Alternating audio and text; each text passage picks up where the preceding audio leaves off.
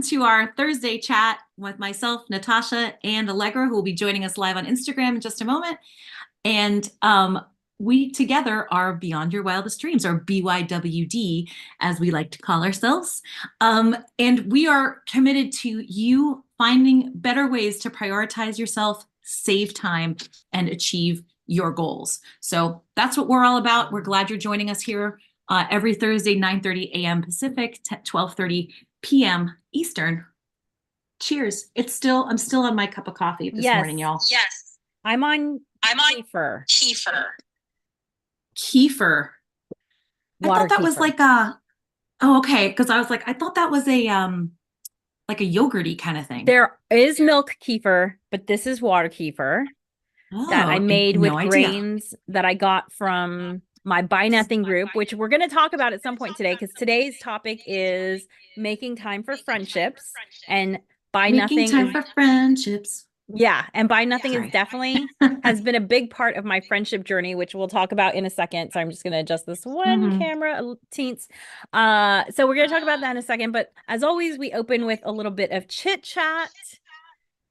So I've talked to Natasha a lot this week. There's a little bit of a echo. I don't know if you can hear it. Hold on. I'm trying to figure out what's going on there. I think it's just okay. Now do you hear it? Hello. Hold on. Yes. Hello. Yeah, I'm not sure.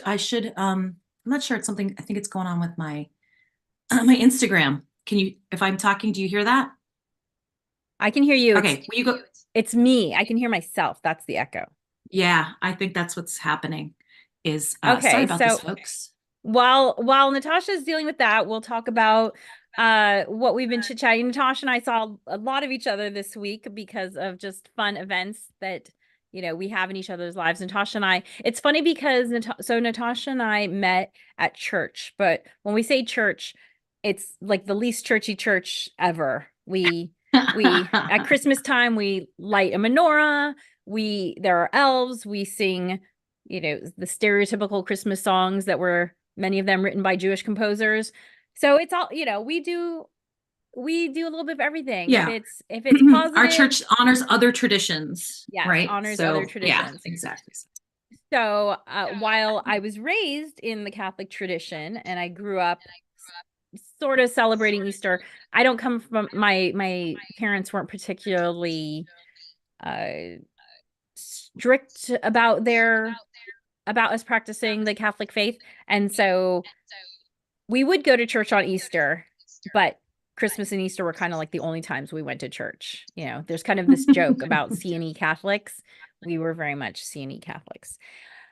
Oh, yeah. And we were not. And my dad had opinions about y'all's family. We were not C&Es, but also the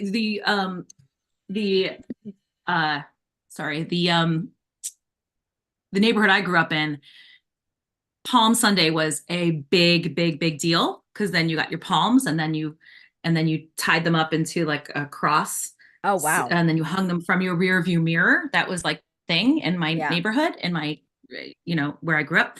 And everything's so janky because I moved everything around. And this way you kind of like advertise, like, yeah, I'm Catholic, you know what I mean? But like, I mean, lines out the block to get the palms, on Palm Sunday. And they might not have come on Easter though. So my dad had a lot of opinions about that. We went to church every Sunday. Well, and we did like Ash Wednesday, so we would get the ashes, because I went to Catholic school most of my childhood. So, I know the stages of the cross. I know all the hymns. Yeah. So even though my dad only was C&E Catholic, I went to church a lot more than he did, because it was built in to the cadence of my school. I mean, of course, we did Stations of the Cross every single day for that period of time. And so that's super Catholic. So I had a lot more of the practicing part of Catholicism than my father did. But anyway, all of that is to say that the church I was raised in was very, I don't know what the correct pronunciation of the word is, because I feel like I hear two. So I was going to say dour, but you also hear dur, but maybe that's British American versus English American. English. No, maybe that's British English versus American English. Yeah, I was Door. like British American. Sorry, Okay. British American. Those are all the Hollywood actors. They're British Americans. No, Right. dour. I feel like I hear dour sometimes, but I was just gonna say dour. I grew up in a very dour church, very dark, very heavy architecture. And Hmm. I just remember feeling uh like my God was a lot more fun. So anyway, all of that's to say that Natasha and I saw each other a lot this weekend because on Sunday we did go to church and there was a discussion of resurrection, although it was a very much I love the way our minister put it. He was talking about how the point, in his opinion, the point of the crucifixion is to get to the part where it's the resurrection. And he's like, look, we all have little trials, we all have little crucifixions every day. The question is do you stay on the cross, or do you decide that you're going to pick yourself back up and resurrect yourself? And there was a lot of talk Yeah. about caterpillars and goo because Goo and butterflies. Yeah. It's so yes. funny because for years, like decades ago, I had a similar experience with you as you. Not down in Catholicism, if that's your thing, like great. It's just it wound up not being my flavor of worship. But I remember being a kid and being like, the priest would be up there, and we'll all be singing these hymns, and it'd be like, and the joy that we feel. And I'm like looking around, I'm like, where's the joy? Like, I don't get it. Like that Yeah. was my experience. And then I remember sometime in my 20s, I was like, wait a second, why is everybody walking around with crosses on there? What we should have is like a little depiction of like a cave with a rolled back stone, right? Because Right. isn't the main message the resurrection, right? I'm like, why are Yeah. we focused so much on the crucifixion and the martyrism and not the resurrection, which I feel like is the good news, right? Is that, hey, you can go through these trials and tribulations, but you will be renewed. So anyway, that's my own little, all right, Well, and get I off my just want to soapbox. Go add, ahead. well, I want to add one thing. Like growing up in Los Angeles, my church sort of had two personalities because they Mm. also hosted Spanish language masses. So my family went to the Hmm. English language masses, and but we would see the Spanish language masses either, I was in the choir, so I would either see their choir rehearsing or something. Like I would kind of stumble upon the bits of the Oh, Spanish wow. language mass, and I was like, that mass looks like a lot more fun. Like why is our mass so solemn and their mass looks so much more joyful? And then they had the whole virgin. So, very early in my Catholic experience, I was allowed to explore the fact that there are different ways to experience Catholicism. And even though I went to a Catholic high school, I went to a Catholic high school that taught world religions. And so I was always encouraged to explore. It was very much like a no relationship with God is a bad relationship that I was raised in. So, Gotcha. it wasn't like, oh my gosh, she's leaving the church. There was that, like, I didn't leave the church. I wasn't really, there was nothing like that.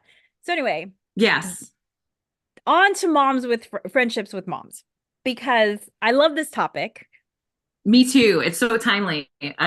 Yes, because I had this almost exact conversation with a friend of mine yesterday. Go on. Oh, okay. Mhm. Can't wait to hear. Yeah, we'll get into it.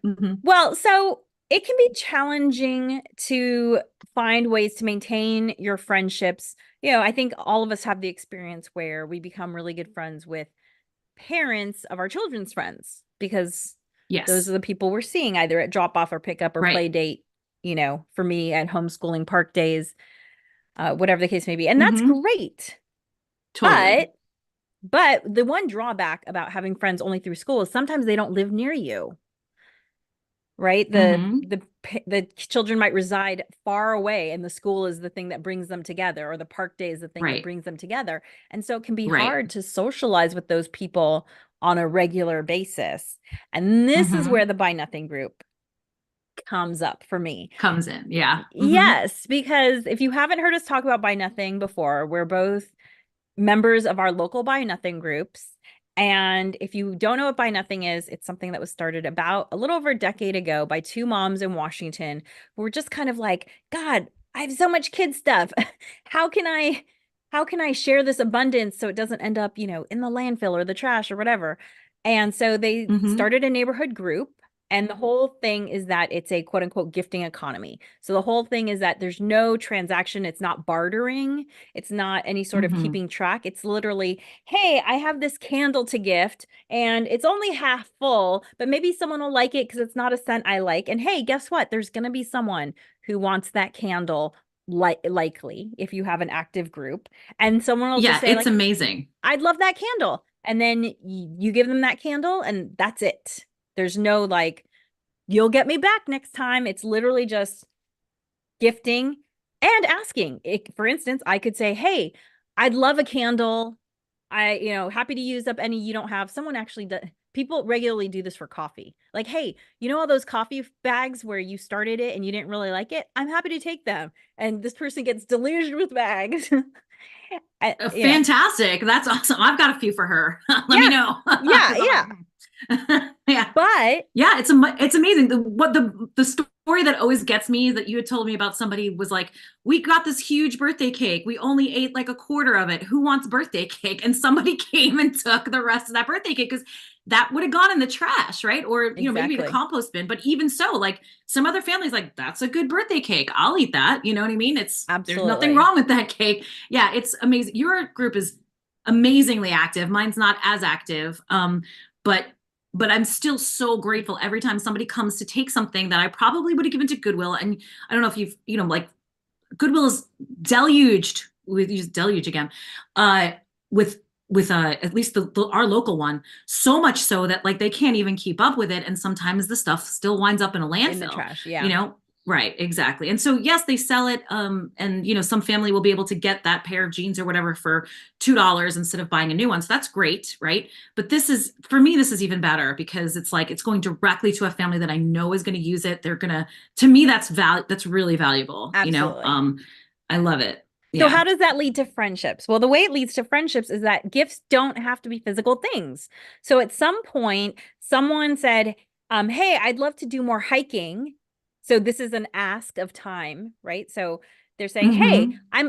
I'm asking for a gift of time from someone who wants to join me hiking.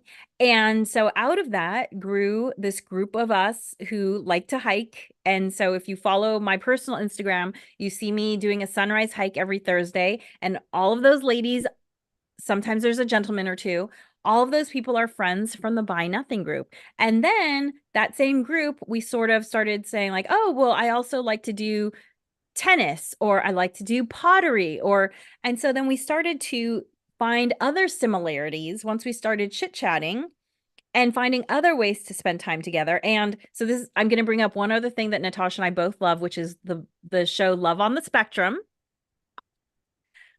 If you So haven't seen Love on the wonderful. Spectrum, it's a fantastic show. It follows people looking for love who are on the autistic spectrum, and sometimes they have some other different capability. So it's all different, but uh we love this show because there are communication experts who train the people looking for love on how to interact. And honestly, all of us could use this. I could have used this. I swear, I'm telling you, right? I And could have like, and used this advice. if you have teenagers or teenagers, it's such a great show because it really does model like excellent communication and being like, really great listening skills. And like, it's fantastic. Honestly, I think it's fantastic. It's like really Being true to instructive. yourself, right? What are you really Being looking true to for? yourself, yeah, being really like honest about what you want, what you don't want, and Yeah. it's like, so honestly, I think it's such a great thing for, I think my kids have absolutely, especially my 10-year-old has been Yeah. like, oh, of course then when there's kissing, he's like, he doesn't Well, want to see kissing. so there was one episode where the communication expert said, "So what is the point of a first date?" And the I don't know if someone made a joke or something like the second date or something. But the Mhm. communication expert was like, "No, the point is to find things you have in common." And that's sort of the same thing with friends. So this friend group, we've kind of Mhm. started, having splintering into like I like to do pottery, I like to do tennis, I like to discover new places to have coffee, and we've invited in new people. And so the Buy Nothing group has really, because it's so local, it's a wonderful way for me to socialize with adults in a regular way that is easy, because Natascha lives too far for me to get together with on a daily basis. Many of my closest friends actually live out of state. And so to find women and men that I have things in common with who are local has been such a blessing. Yeah, it is amazing, honestly, that and the conversation I had with my friend yesterday is somebody that I've used as an example in our workshops, and I might have talked about it here as well. She and I have this regular mani-pedi date that we do. We try to do it like once every 6 to 8 weeks. It doesn't sound like a lot, but man, honestly, months and months and months could go by because, she lives 20 minutes away too. It's not, and that doesn't sound like a long drive. It isn't. But when you talk about like, we have very different schedules and that kind of thing. So it's hard, right? To kind of nail down a time. So we finally fine-tuned it. We tried to do it. We was like, oh, we'll do it every month. Okay, that's okay. Every 2 months. And we were like not getting it done. And maybe we did it once or twice a year, right? Until we figured out our formula, which is not only putting it in each other's calendars, but also making the appointment before we left the nail place for the next time. Okay, so that works really well for us, right? So with this same friend, because of scheduling conflict or whatever, we had to cancel our nail appointment yesterday, but we still got together for coffee, right? Because I was like, I still want to see you, girl. Cause like, that's the main point. The main point isn't necessarily our nails. Like, we're like, whatever, we can paint our own nails. That's just a little extra self-care. But one of the things we talked about is that being now in this area of like, we're not doing preschools. We're not doing as many, our kids are in middle school, the older ones. We're not doing those, drop off pickups where you kind of like socialize with people. And maybe if you have time, you get coffee after or something like that, where you have like this kind of, and it revolves around your kids and their school. All of a sudden she's like, I find like, even though I have friends, she's like, I don't have a lot of opportunities to get together with people on the regular. Right. So, and Allegra and I are both in this soccer team, which I absolutely love. That for me, it's a great way to socialize with other women my age, like-minded. We like to play sports, blah, blah, blah, because of an injury, I didn't play as much this season, but, I love that. Right. And this friend of mine has some physical limitations. So I was just like, she's not going to join soccer.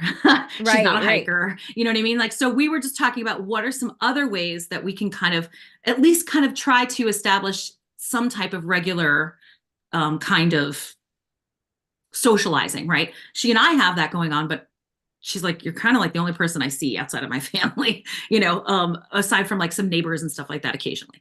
So, and I suggested some other things too, because I really want to start playing badminton too, which I will get to, but she's, again, not a sports person, right? So it reminded me of something that I had started in my late 20s. They called this thing the bitches brunch.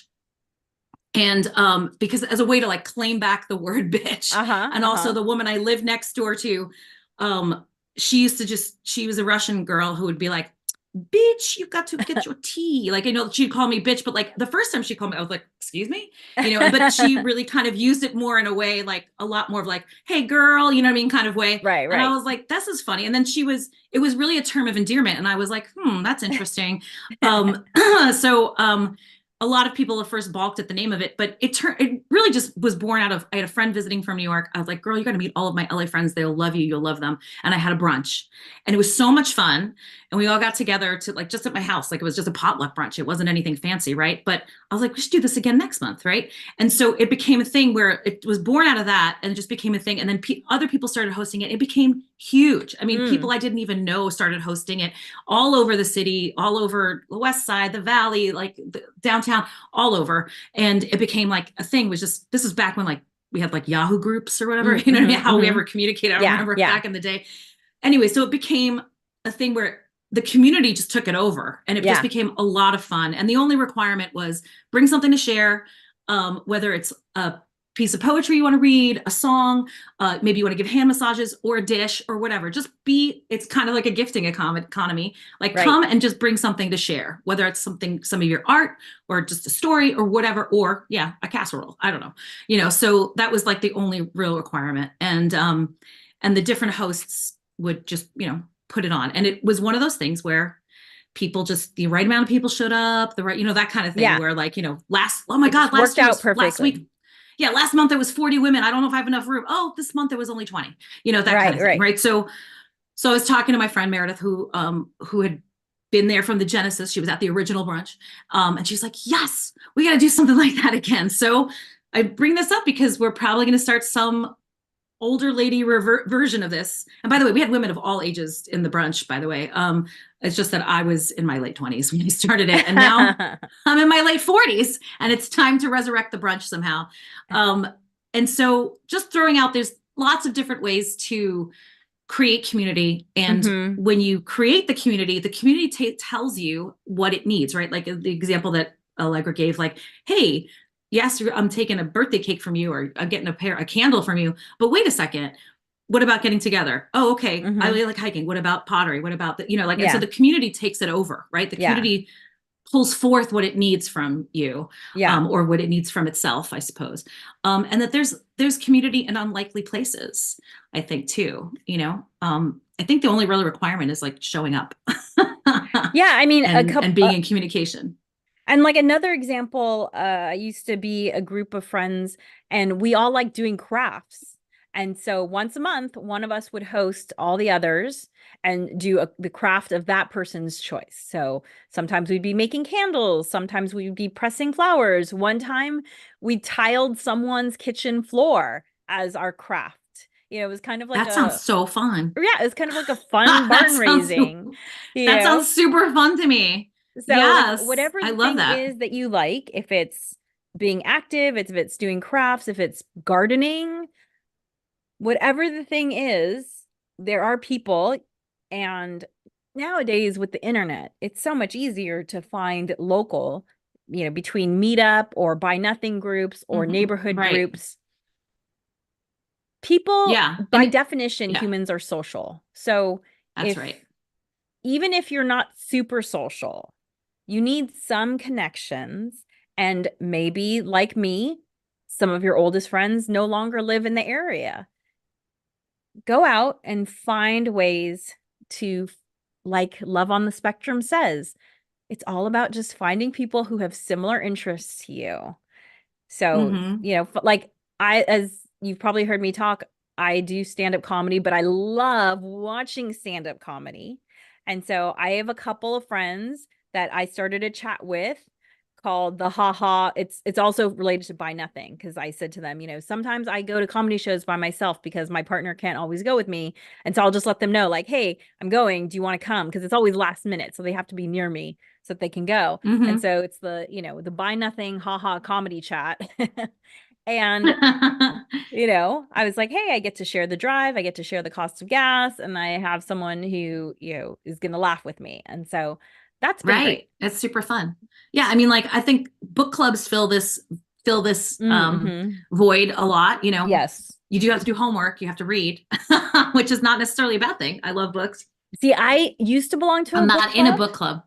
I've I never done a book club thing, but it's been a real big social thing for my mom, like where, she's in her 80s, Yeah. and her book club friends she has a great time with them.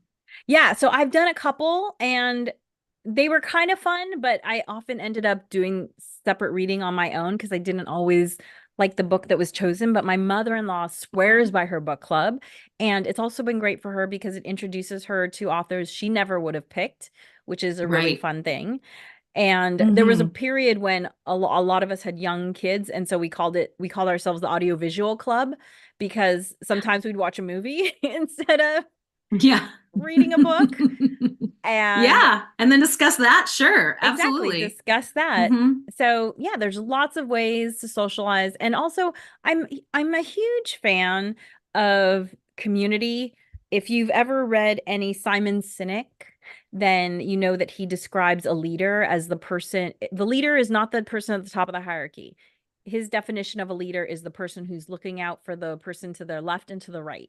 And I like to think of that in terms of your neighborhood too. Like if all of us looked out for our neighbors to the left and to the right, then everyone would be looked out for twice, Hmm. actually.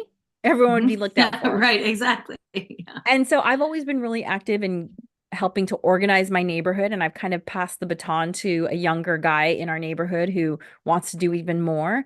But it's so much easier to tell someone, hey, you were driving a little fast on the street, or hey, could you trim your tree back a little bit more, when you've taken the time to already get to know them. Because in a sense, like, oh, it's someone I like is asking me to do this, versus like that nameless, faceless person, Strange.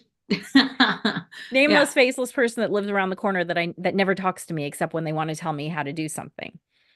It I makes a like huge difference. strangeless. Yeah, nameless, strangeless. I like strangeless. Yeah, 100%, right? Community is really important. Absolutely. Yeah. So there's lots of different ways to access it if you can. Yeah. Absolutely. Mhm. And, just make time for it. Natasha and I always say we don't want to should on you. Because, society and everyone shoulds on us all the time. Mhm. However, the one caveat should is taking care of your health. And because humans are social beings, I would include friendships as part of that mental, spiritual wellness.